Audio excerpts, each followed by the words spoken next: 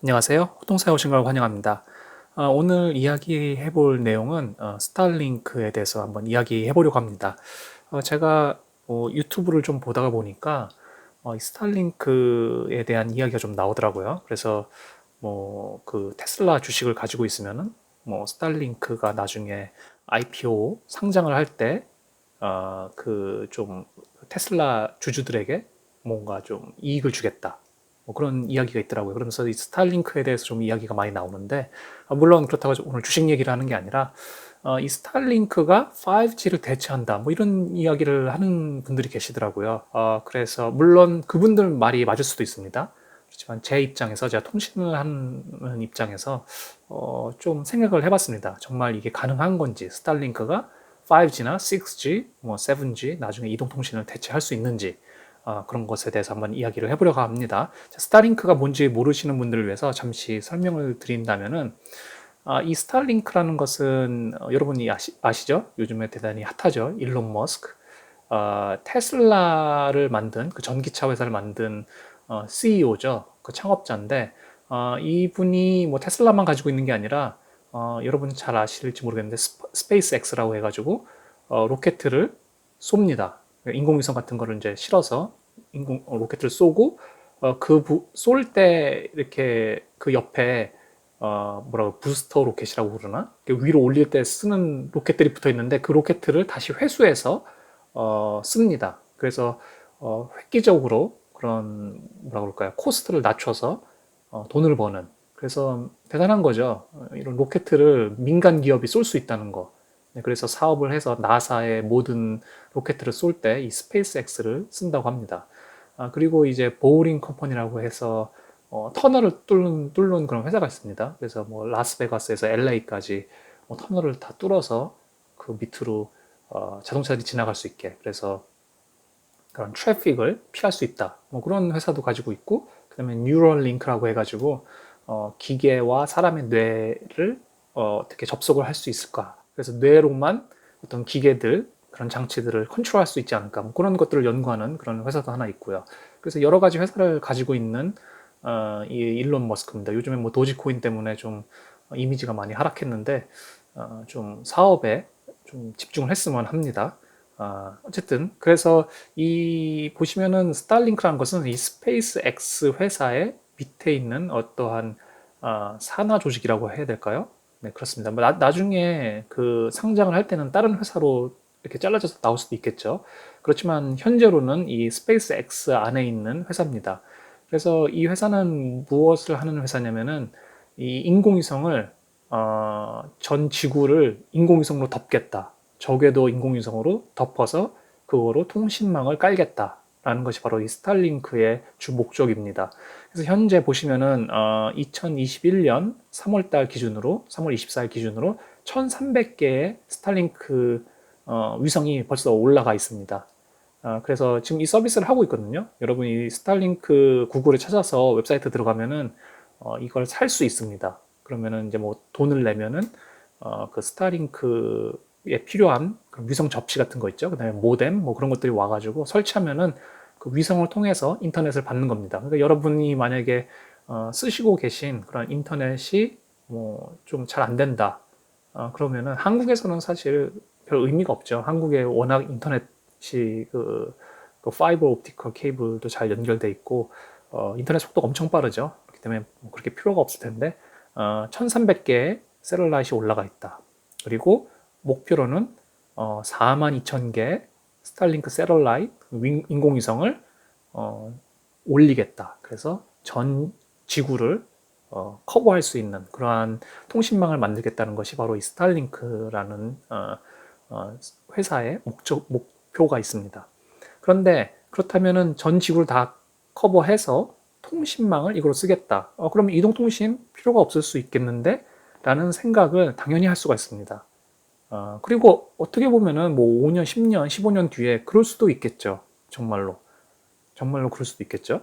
자, 그런데 제가 이제 생각을 해봤죠. 자, 과연 스타링크는 5G를 대체할 수 있나? 그렇지 않으면 10년 뒤에 6G가 나오겠죠? 한 7년, 6년? 네, 7년, 6년 뒤에 6G가 나오겠죠. 자, 그럼 5년, 6년 안에 이 이동통신을 대체할 수 있는 것인가? 이것에 대해서 제가 생각을 해봤는데 이 세 가지의 질문이 있습니다. 네, 이 세 가지의 질문을 해결한다면은 대체할 수 있겠죠. 자, 보시면 먼저 latency, 딜레이라고 할 수 있겠죠. 통신 딜레이라고 간단하게 얘기할 수 있겠죠. 자, 현재 보시면은 우리가 유튜브를 영상을 보기 위해서, 호통사 영상을 보기 위해서 어떤 아주 간략하게 어떻게 이 데이터가 여러분의 핸드폰까지 오게 되냐면은 여기서 유튜브 서버에서 쭉 와가지고 코어 네트워크 그런 건 다 배제하겠습니다. 바로 이 기지국, 그렇죠? 기지국, 이 라디오가 달려있는 기지국으로 오겠죠? 그럼 이 기지국에서 전파를 쏴서 핸드폰으로 오겠죠? 그렇죠? 자, 요 딜레이 보시면, 자, 스타링크를 보면 어떻게 되냐면은 이 기지국에서 이렇게 오겠죠? 송신 지구국. 왜냐면 위성이 이걸 뿌려주려면은 이게 선으로 연결될 수가 없겠죠. 위성은 하늘에 떠다니기 때문에. 그렇다는 것은 어떤 전파를 쏘는 이런 지구국이라고 하는데 이 송신 지구국이 쏩니다. 위성 전파를. 그럼 위성이 그걸 받아서 다시 핸드폰에게 갖다 주는 이런 방식이죠. 그렇죠? 자, 여기서부터 여기까지 서버에서부터 송신 지구국, 서버서부터 기지국. 여기는 파이버 옵티컬 케이블 그런 거로 연결이 돼 있어서 대단히 빠른 속도로 데이터를 전파하겠죠. 여기까지 전송하겠죠. 그렇지만 여기서부터 여기까지, 자, 여기 자, 벌써 그냥 잘 기술적인 것을 잘 몰라도 보시면은 한 번에 더 링크가 있죠. 데이터가 한 번 더 거쳐야 되는 그런 상황이 생기겠죠. 그렇기 때문에 레이턴시가 빠를 수가 없다. 그렇죠? 아무래도 딜레이가 더 있다. 물론 여러분이 보는 유튜브 딜레이가 이 딜레이가 엄청 크지는 않을 겁니다. 결국에는. 왜냐면 이 전파가 어쨌든 빛의 속도로 날아가기 때문에, 딜레이가 엄청 크다. 그렇지만 여러분들이 생각해야 되는 게, 이렇게 해서 이렇게 가는 요 딜레이만 있는 게 아니라, 이 지구국에서 이 데이터를 프로세싱해서 전파로 바꿔줘야 되죠. 그리고 위성도 그 전파를 받아서 다시 프로세싱해서 다운링크로 핸드셋에게 보내줘야겠죠. 이 노드를 거칠 때마다 프로세싱 해야 됩니다. 그 데이터들을. 그렇기 때문에 5G에서도 계속 lean architecture, 점점 그 노드들을 줄이고 패켓이 지나가는, 데이터가 지나가는 여러 박스들을 너무 많이 지나가지 않게, 예. 그것들을 지나갈 때마다 프로세싱을 또 하고 또 프로세싱하고 그렇게 되면은 이 딜레이가 길어질 수밖에 없습니다. 그렇기 때문에 우리가 얘기하는 그러한 레이턴시가 작아야 되는, 예를 들어서 게이밍, 그렇죠? 여러분 총 쏘고 있는데 이 데이터 레이턴시가 길어서 나는 총을 쏘았고 상대방 친구도 총을 쐈습니다. 그렇죠? 같이 눌렀습니다. 트리거를 했습니다. 그렇지만 저 친구는 레이턴시가 더 적기 때문에 더 빨리 눌러진 거로. 그래서 나는 죽죠. 내가 먼저 보고 내가 쐈는데 나는 레이턴시가 딜레이가 되기 때문에 눌렀다는 그 시그널이 서버로 가는 시간이 더 오래 걸리는 거죠. 그렇죠? 그렇기 때문에 이 레이턴시가 적어야 되는 그런 애플리케이션에서는 이 인공위성 통신이 그렇게 좋을 수 없을 수도 있다. 물론 기술이 발전되면서 이런 딜레이가 점점 줄어드는 방법이 생기겠죠. 하지만 현재 그리고 5년 뒤 물론 제가 단언할 수 없습니다. 그렇지만 이런 피지컬한 거는 당연히 뭔가 노드가 하나 더 있으면은 딜레이가 생기는 거는 이거는 쉽게 해결할 수 있는 부분이 아니지 않을까. 네. 그래서 이 레이턴시에 대한 퀘스천이 있고요. 그 다음에는 커버리지. 자, 물론 이렇게 생각하실 겁니다. 스타링크는 전 지구를 다 둘러싸기 때문에 어느 곳에서나 다 터지지 않냐, 이 통신이. 그렇죠? 맞습니다. 이게 하나의 대단히 큰 장점이죠, 스타링크에. 자, 사막을 갔다고 우리가 생각해 봅시다. 사막에 가면은 여러분 전화기 가져가면 전화기 안 터집니다. 그렇죠? 왜냐면 저기엔 기지국이 없기 때문에. 그렇지만 저런 데를 갈 때, 오지를 갈 때는 항상 위성 전화기를 가져가죠. 그렇죠? 왜냐면 이런 데서는 이 하늘에, 이 우주에 떠 있는 위성은 여기까지 통신이 가능하니까. 그렇죠? 그렇기 때문에 이런 지역, 어디 히말라야 산을 가든, 이런 사막을 가든, 아니면은 바다 한가운데를 가든 그런 데는 이 위성 통신이 대단히 좋죠. 그렇죠? 그래서 커버리지가 위성이 훨씬 좋겠죠. 위성 통신이. 하지만 보시면은 집 안, 그렇죠? 집 안에 들어가면은 위성 통신 전파가 이 집 안까지 들어올 수 있을까요? 예를 들어서 이런 도시 지역, 그렇죠? 도시 지역에 이런 빌딩 숲에 있으면은 위성 통신이 잘 될까요? 아니면 터널? 아니면 날씨가 흐리거나 구름이 끼면은 위성 통신이 잘 될까요?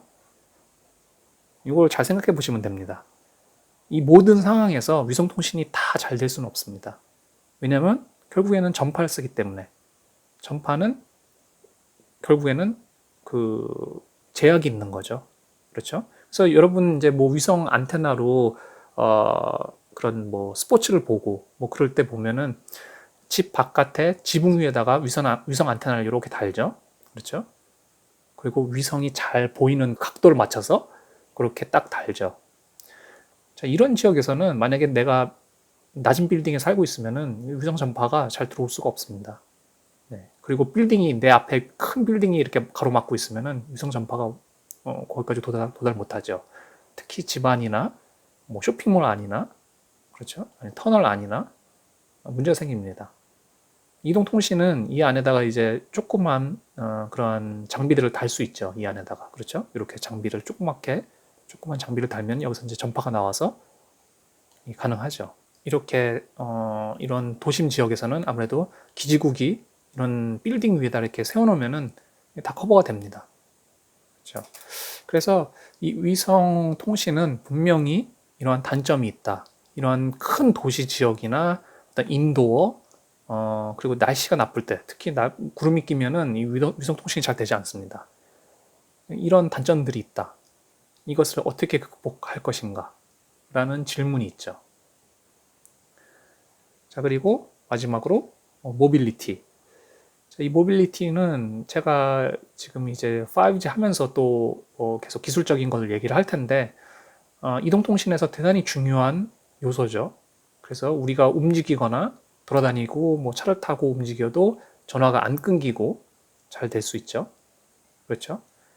자, 근데 과연 이 이동통신은 잘 그것을 오랫동안 만들어 왔지만 셀룰라이트는 그것이 얼마나 발전돼 있는가?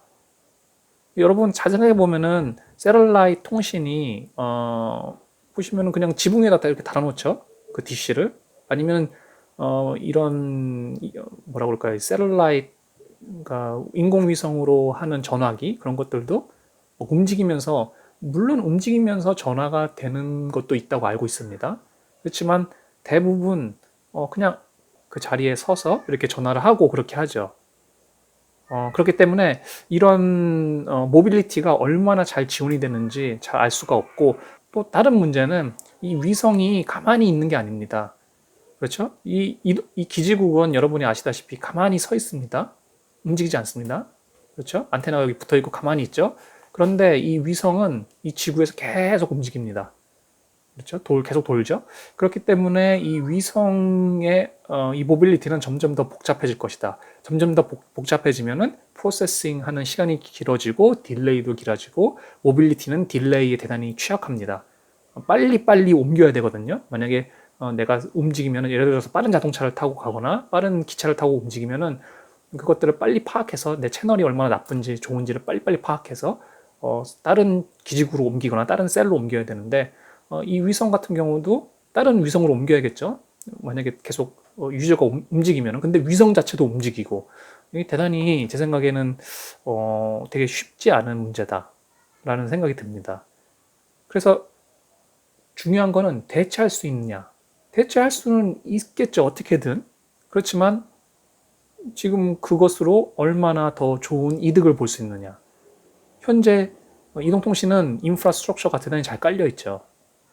3G 때부터, 뭐 2G부터, 그렇죠? 아니면 그 전 세대부터 벌써 first generation, second generation, third generation, fourth generation, fifth generation. 그렇죠? 그러면서 정말 이 인프라스트럭처가 잘 갖춰져 있는데 그걸 스타링크로 다 대체할 수 있느냐? 그거는 제 생각에는 그렇게 가까운 미래에는 쉽지 않을 것이다. 라는 생각이 많이 듭니다. 그러면은 그럼 스타링크는 망한 사업인가? 저는 그렇게 생각하지는 않습니다. 스타링크는 대단히 뭐라 그럴까요? 미래에 만약에 스타링크가 IPO를 한다면은 저는 살 의향이 있습니다. 왜냐면은 이 아까 말씀드렸듯이 그 이동통신 인프라가 약한 지역이 아직도 많습니다. 빠른 인터넷 스피드를 경험할 수 없는 그러한 많은 나라들이 있습니다. 그렇기 때문에 이런 스타링크라는 것은 뭐 그런 나라나 그런 지역 그런 곳에 많이 쓰일 수 있지 않을까. 그래서 인프라가 약한 지역에 대단히 좋은 사업적인 그런 뭐라 그럴까요? 영역이 생기지 않을까라는 생각이 들고요. 그리고 특히 이런 보트, 그러니까 배를 타고 나가거나 자동차로 오지를 가는 사람들도 많죠. 뭐 캠핑 가거나 그곳에는 인프라스트럭처를 다 만들기가 그 오퍼레이터 입장에서는 대단히 부담이 됩니다. 왜냐하면 돈을 그렇게 뭐 많이 벌어오는 그런 곳도 아닌데 거기다가 그 기지국을 하나 세운다는 거는 돈이 정말 많이 들거든요. 그렇기 때문에 그런 곳에서는 스타링크가 대단히 좋은 솔루션이 되겠죠. 그리고 또 커버리지 홀. 이 커버리지 홀이라는 것이 항상 생깁니다. 아까 말씀드렸듯이 똑같은 이야기인데 그런 기지국을 촘촘히 세울 수 없기 때문에 어떠한 곳에서는 스타링크를 쓰는 것도 좋은 방법일 수도 있죠. 그리고 이제 리던던시 네트워크. 가끔 가다가 여러분 그런 거 경험하실 수 있습니다. 갑자기 전화기가 갑자기 안 되는 경우. 그렇죠? 네트워크가 다 다운돼서 전화기가 안 되는 경우. 뭐 보통 상황에서는 좀 기다릴 수도 있겠지만 예를 들어서 만약에 제가 뭐 이 이동통신 가지고 사업을 하고 있는데 뭐 크레딧 카드나 그런 것들을 사업하고 있는데 갑자기 통신이 끊겨버린다. 그럼 크레딧 카드 결제도 하나도 안 되고 그럼 문제가 생기겠죠. 그리고 예를 들어서 무슨 뭐 쓰나미가 났다. 아니면은 뭐 그런 지진이 났다. 그럴 때는 아무래도 이동통신 사업 그 이동통신 기지국이 고장이 날 수가 있겠죠. 그럴 때는 스타링크를 통해서 비상 전화기를 쓸 수도 있는 거고요. 그래서 제 생각에는 스타링크와 이동통신은 한동안은 같이 단점과 장점을 보완하면서 이렇게 쓰여지지 않을까라는 생각이 들고요. 또 모르죠. 제가 말씀드렸듯이 미래 10년, 20년, 30년 후에는 스타링크가 정말 많은 발전을 일으켜서 이동통신이 필요 없이 스타링크로 뭐 70%, 80%를 다 커버할 수 있는 그러한 날도 올 수가 있는 거죠. 그렇기 때문에 가까운 미래에는 뭐 스타링크가 5G, 6G를 대체한다? 그거는 아닐 거라고 저는 생각이 됩니다. 제 개인적인 의견이고요. 네, 오늘도 이렇게 시청해 주셔서 감사하고 다음에 또 좋은 내용으로 돌아오도록 하겠습니다. 감사합니다.